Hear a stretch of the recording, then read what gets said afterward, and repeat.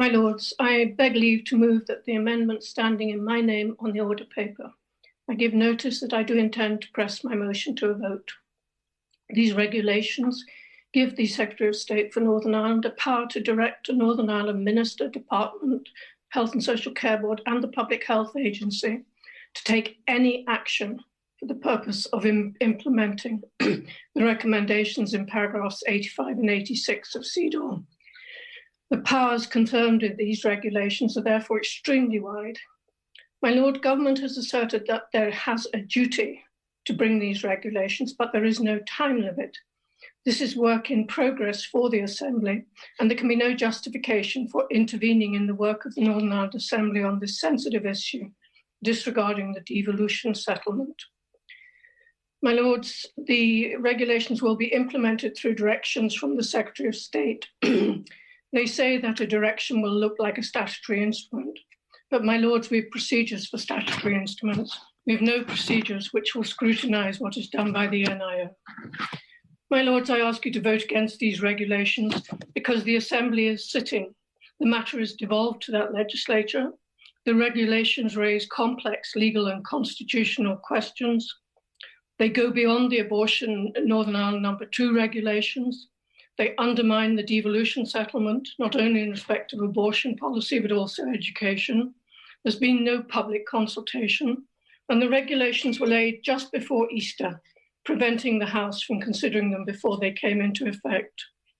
Your Lordships will recall this started in July 2019, when a group of MPs, none of whom represented Northern Ireland, urged upon the other place a duty to give effect to these recommendations of CEDAW. There was no obligation on Parliament to give effect to them.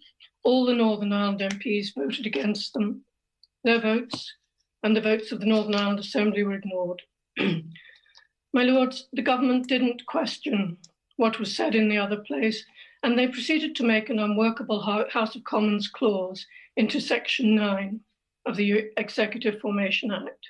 My Lords, there were no international legal obligations, something which the government has now recognised. My Lords, this is a matter which should be dealt with by the Assembly. Work has been ongoing. There is a very firm belief in Northern Ireland that every life matters, that both mother and baby matter. There is provision, such as that suggested in CEDAW 85 and 86, for support for mothers and for those who make the choice, sometimes with great difficulty, for abortion. Undoubtedly, more resources are required. Registered medical professionals in Northern Ireland do now terminate pregnancies lawfully at no cost to the mother. Such terminations must, under the terms of the regulations passed here, be carried out in health and social care premises. My Lords, 1,345 abortions were carried out in the past reporting year. Abortion is available in Northern Ireland and safely. My Lords, Northern Ireland has a health service which was described pre-COVID as broken. Mid-COVID, in January 2021, almost 1 in 5 of our population were waiting for a first outpatient appointment. Half of them have been waiting for more than a year. In December and January 2020, just before COVID, the Royal College of Nurses called the first strike action in its 103-year history in Northern Ireland.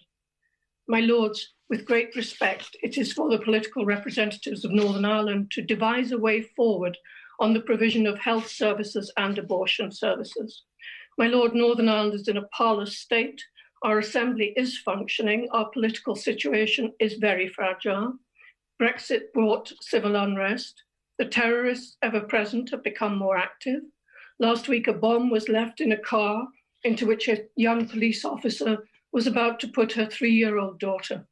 You will have seen the rioting, which was switched on Good Friday and lasted over 2 weeks. 88 police officers injured, civilians injured, families threatened, property destroyed. My Lords, Northern Ireland has a devolved government.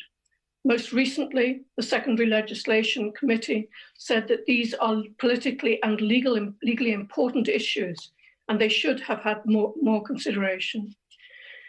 My Lords, our Assembly is faced with more significant problems than the rest of the UK because of our history, the instability of our current situation, and the impact of the EU-NI protocol. We are in a different place from the rest of the UK. My Lords, there is no imperative to affirm these regulations today. If affirmed, they will further marginalise the Island Assembly in its attempts to do business cooperatively. I cannot stress too strongly the volatility. Can I remind the noble lady, please, of the timing? It is important that your Lordship's House respects the attempts which are being made in Northern Ireland to deliver effective devolved government.